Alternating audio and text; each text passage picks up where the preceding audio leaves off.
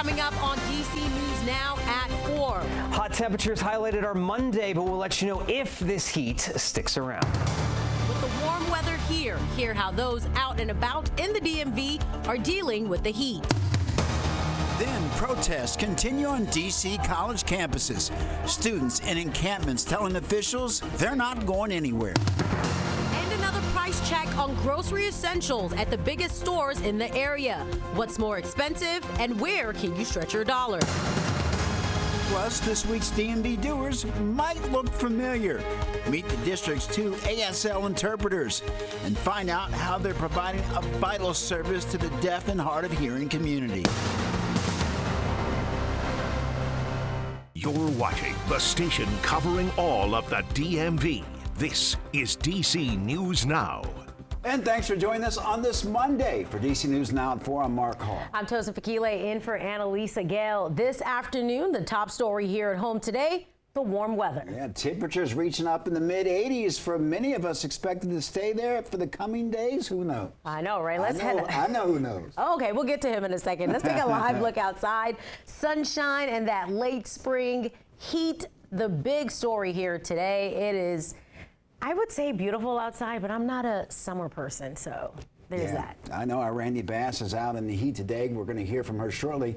But let's head over now to meteorologist Damon Matson for the first look at our forecast. Damon, you told us late last week this was coming. It is here. Oh, yeah, it certainly is. And like Tosin was saying, it depends on who you ask as to whether or not this is enjoyable or this is a little unbearable, especially being that we are not quite out of the month of April yet. And we have officially hit 90 degrees plus in parts of the region here. How about Waldorf? The current temperature is 93 degrees. We have 90 exactly in Frederick, Manassas, down toward Fredericksburg and Culpeper. We still have some locations not quite there, especially along the I-81 corridor through Winchester up to Hagerstown and then D.C. No, we have not officially hit 90 for the first time in 2024, but 88 degrees, still plenty hot enough as you go out there. And that means we still do have a little ways to go. If you've been watching whether or not we could break some records, well, so far we have not quite made it there. The record in D.C. still stands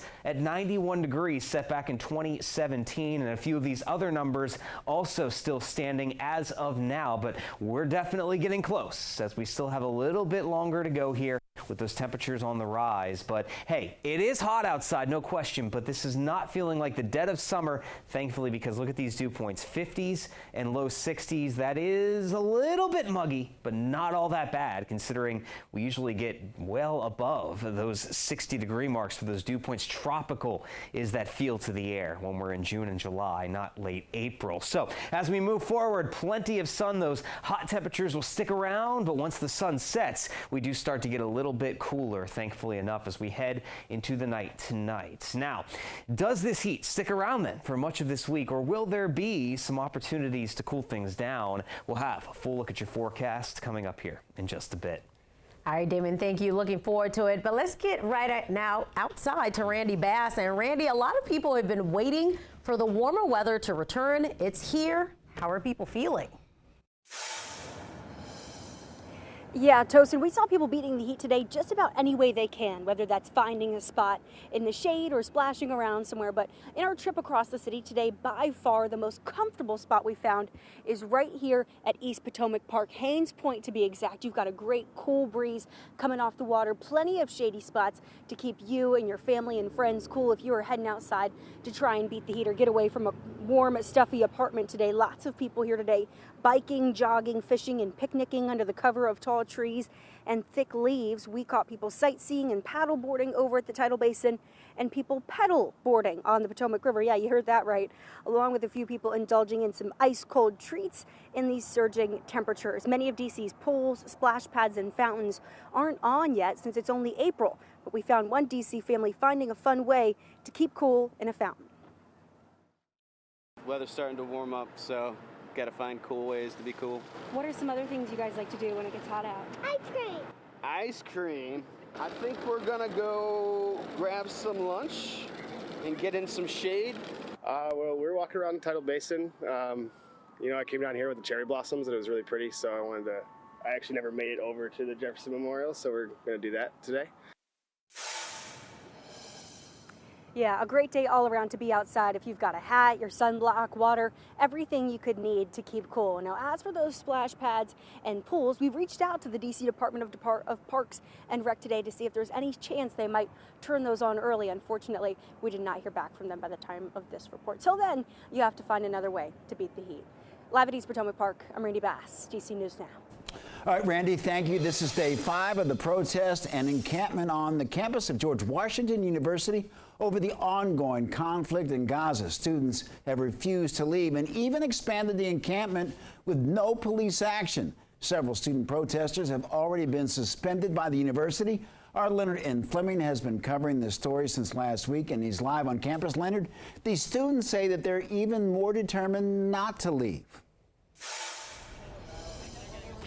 Well, these students tell me they have not yet had a meeting with the university to talk about their divestment demands.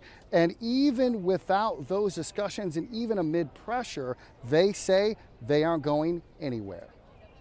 The suspension of several George Washington University students over the Israeli war in Gaza protests hasn't deterred others from staying, and they have become more emboldened, removing metal barriers designed to keep the encampment numbers small. DC police have declined to remove the protesters despite pleas from the university and other students. One student protest leader says the encampment will continue, while a GW graduate has been lobbying university leaders to remove the student protesters to keep Jewish students safe. Any sort of retaliation that we face from the university is nothing compared to what our comrades in Gaza are facing day in and day out. These protests really cross the line. They're calling for violent action against Jewish students, and Jewish students ultimately feel unsafe. No word yet on what the university will do and what their next steps are, or even if they will meet with the student protesters. Reporting from George Washington University, Leonard N. Fleming, DC News Now, back to you. All right, Leonard, thank you. Meanwhile, World Central Kitchen is resuming operations in Gaza. This comes nearly a month after 7 of their workers were killed in an Israeli airstrike. Now, the organization is demanding an international investigation.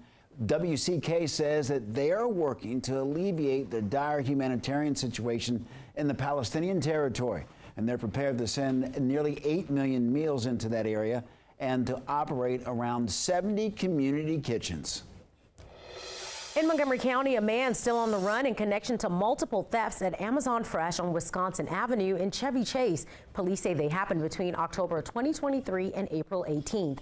Investigators say the suspect has stolen about $7,000 worth of goods from the store 36 different times. There's a reward of up to $10,000 for information that leads to an arrest.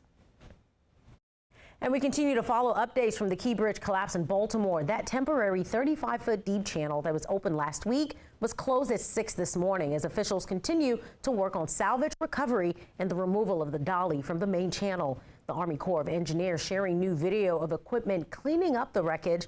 A massive claw that's able to grab up to 2 million pounds of wreckage at a time.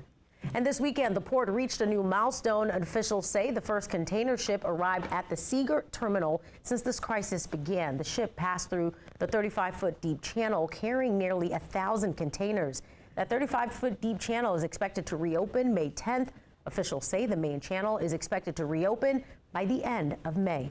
Well, Virginia's race for lieutenant governor now has more names on the ticket. State Senator Ghazla Hashimi, a Democrat from Chesterfield, has filed paperwork ahead of the run for next November.